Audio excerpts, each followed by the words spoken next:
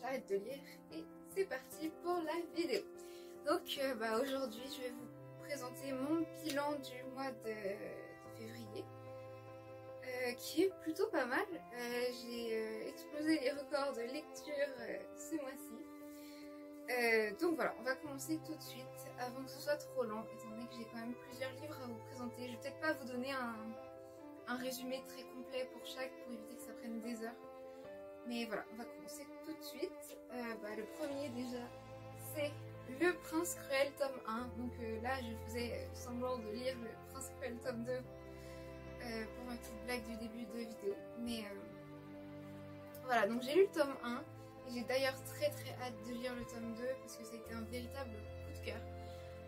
C'est super bien écrit, ça se lit super facilement et franchement, je vous recommande vraiment cette histoire. Donc en fait, on suit Jude, je sais pas comment on prononce, mais c'est pas grave, qui est une humaine et qui va être enlevée au monde des humains quand elle est jeune.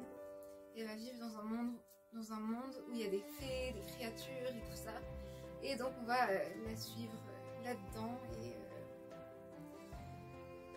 et voilà, on peut pas être une humaine, vivre dans un monde de créatures magiques sans avoir quelques problèmes.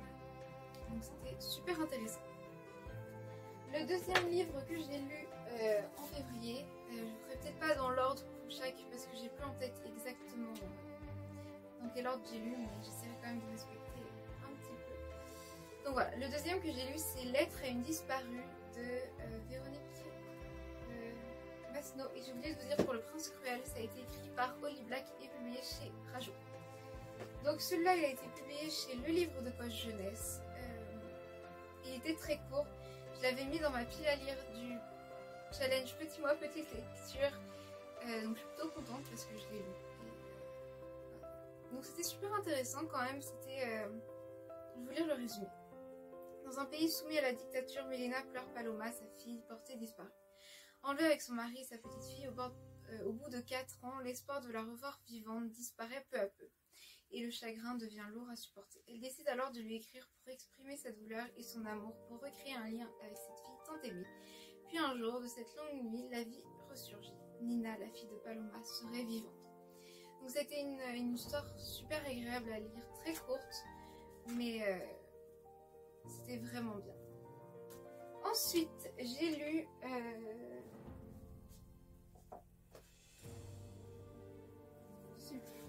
Voilà, celui-là. Donc, Premier sang d'Amélie Nothomb, qui est, ma foi, très intéressant comme tous les livres d'Amélie Nothomb. J'ai jamais été déçue par un de ces livres, donc ça m'aurait étonné que ce soit le cas pour celui-ci. Alors, comme résumé, nous n'avons qu'une seule phrase qui dit « Il ne faut pas sous-estimer la rage de survie ». Donc voilà, si vous voulez le lire, à vous de découvrir l'histoire de votre côté. Il n'y a pas de résumé, comme beaucoup des livres d'Amélie Nothomb. Mais c'est plutôt pas mal, ça laisse l'occasion de découvrir de nouveaux livres. Donc ensuite, j'ai lu... Qu'est-ce que j'ai lu déjà ?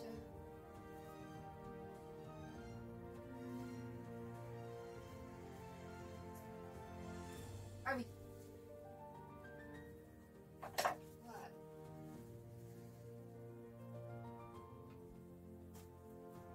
Bon, je vais tous les sortir, comme ça ce sera plus simple. Désolée pour cette vidéo un petit peu désorganisée. J'étais pas prête à tourner une vidéo, mais j'ai vu que ça faisait un moment que j'avais pas filmé. Et d'ailleurs, si vous voyez la nouvelle disposition, ne vous inquiétez pas, vous verrez une nouvelle vidéo où je vous explique tout et voilà. Donc on va commencer par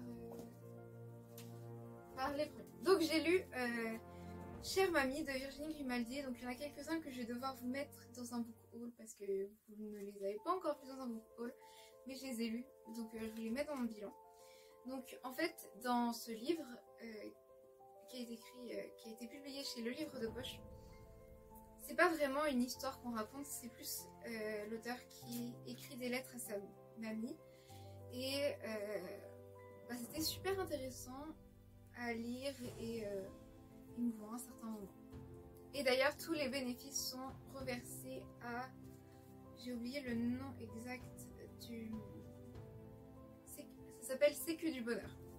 Donc c'est vraiment une très belle initiative d'avoir fait ça. Donc franchement, je vous recommande de lire ça. Ensuite, j'ai lu Qui es-tu Alaska. J'ai été énormément influencée par Le Souffle des mots, qui n'arrêtait pas d'en parler. Et j'avoue que je m'attendais pas du tout, mais alors pas du tout à cette histoire. Mais franchement, c'était super bien. J'aime beaucoup l'écriture de John Green. C'est facile à lire et à comprendre, et on est facilement, on comprend facilement les personnages, et voilà. Donc c'est super intéressant. Donc, en fait, dans cette histoire, on suit Miles Alter qui va dans... C'est pas vraiment un campus universitaire, je comprends pas trop le résumé. Parce qu'ils étaient plus genre au lycée plutôt qu'à l'université. Donc c'est pour ça que le résumé, je l'aime pas trop. Ce qui dit que... en fait, c'est ça. Il va dans un établissement, un lycée, où tu restes là-bas, tu dors, tu vis là-bas. Et il va rencontrer Alaska. Vraiment, c'est une personne...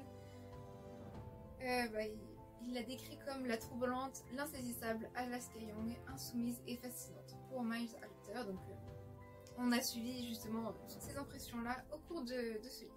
Donc c'était intéressant, et je vous laisse découvrir cette histoire qui a été des plus surprenantes.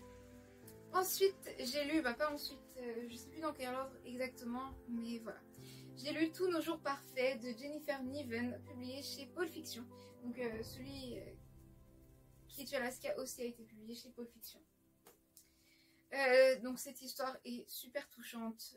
C'est un livre qui traite de sujets difficiles, mais en même temps, ça a été super bien écrit. Donc en fait, ça dit dans le résumé: un matin sur le toit du lycée, Finch sauve Violette, à moins que ce soit Violette qui sauve Finch. Instable et excentrique, fasciné par la mort, il s'est toujours senti différent des autres. Violette de son côté avait tout pour elle, mais un drame l'a fait perdre pied, et elle s'est isolée, submergée par la culpabilité. Retrouveront-ils ensemble le coup de pied? Donc c'était vraiment intéressant, et même si on ne s'attend pas forcément à la fin, franchement c'est absolument génial. Mais je ne veux pas vous en dire trop, parce que déjà là j'en ai dit un peu beaucoup. Mais voilà, je vous conseille fortement. Donc, on va passer au prochain, qui est 1000 baisers pour un garçon. Un autre roman super émouvant et beau. Et voilà. Franchement, ça a été mon premier coup de cœur.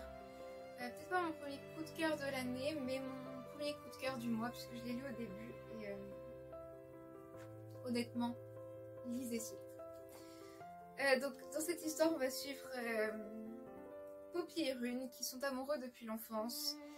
Et leur histoire d'amour est tellement forte. C'est vraiment un livre où on a l'impression que le grand amour, c'est possible, ça existe, et que rien ne peut le détruire. Mais voilà, il va se passer quelque chose qui va avoir un impact sur cette relation. Mais est-ce qu'ils vont réussir à quand même reconstruire leur relation ou non? Et c'est vraiment intéressant. Donc on va passer au prochain livre que j'ai lu, et j'ai oublié c'était lequel. J'ai vraiment une mémoire de poisson rouge. Je sais pas. Ah voilà. Donc pour mes cours, donc un petit peu moins intéressant, j'ai lu Le Malentendu d'Albert Camus, publié chez Folio Théâtre. Dans cette histoire, c'est vraiment pas intéressant. Mais j'ai pas aimé, mais ouais, c'est pas mon style d'histoire. En fait, dans cette histoire, on va suivre Martha et sa mère qui assassinent des voyageurs qui vont dans leur hôtel. Et un jour, le frère de Martha et donc le fils de la mère arrive. Et en tant que voyageur, et il ne veut pas dire qui il est. Il espère que sa mère va le reconnaître. Donc voilà, on suit tout ça, et ouais, c'est pas très très agréable comme ça. Mais voilà. Après, si vous aimez des pièces de théâtre où c'est complètement absurde ce qui se passe, bah, lisez ça. Ça peut être tout à fait pour vous. Donc, qu'est-ce que j'ai lu ensuite? Ah oui, j'ai lu un e-book reçu en service de presse.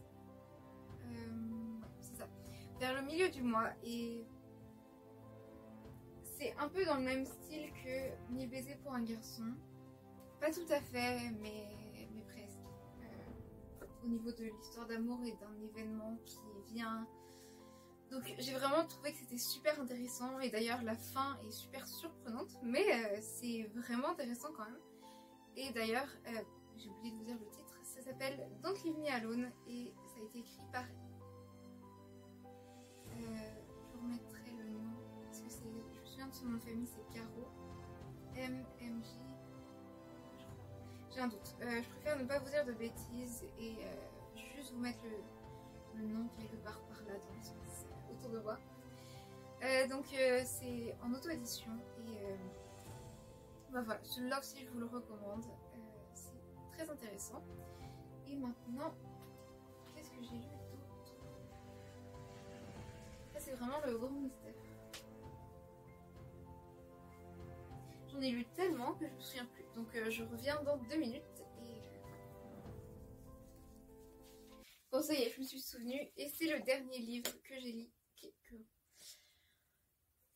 La prononciation est difficile aujourd'hui. C'est le dernier livre que j'ai lu au mois de février.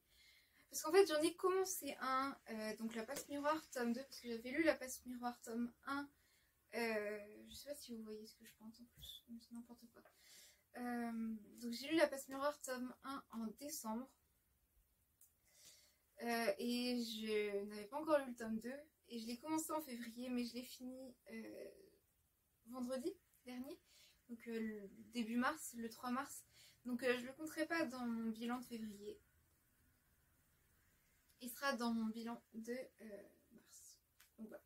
Mais pour en revenir au dernier livre que j'ai lu ce mois-ci, le mois dernier, il s'agit du livre Les Gardiens du Trésor, tome 2, publié chez Urtubise et écrit par Caroline Chouinard. Donc en fait, dans cette histoire, c'est un peu une histoire de chasse au trésor, de gardien du trésor et tout ça. Et j'adore ce genre d'histoire. Ce genre de film aussi. Et j'ai découvert cette série. Donc le tome 2, c'est ça. J'arrive plus à parler. Donc j'ai lu le tome 2. J'avais déjà lu cette saga, mais j'ai eu envie de la relire parce que c'est vraiment un style d'histoire que j'aime. J'avais envie de finir le mois avec une histoire de chasse au trésor et tout. Donc vraiment, je vous recommande cette histoire qui est très intéressante. Donc voilà, si vous aimez les chasses au trésor et tout ça, cette histoire est faite pour vous.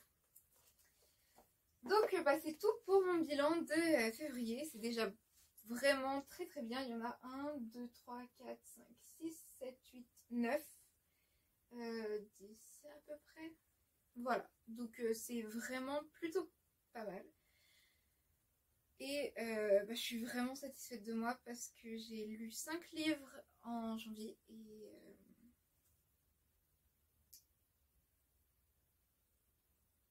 9.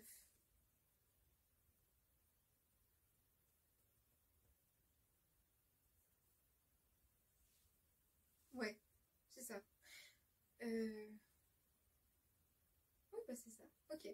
J'ai eu une hésitation. Mais c'est ça. Donc j'ai lu 9 livres en février. Et je suis vraiment contente de mon bilan.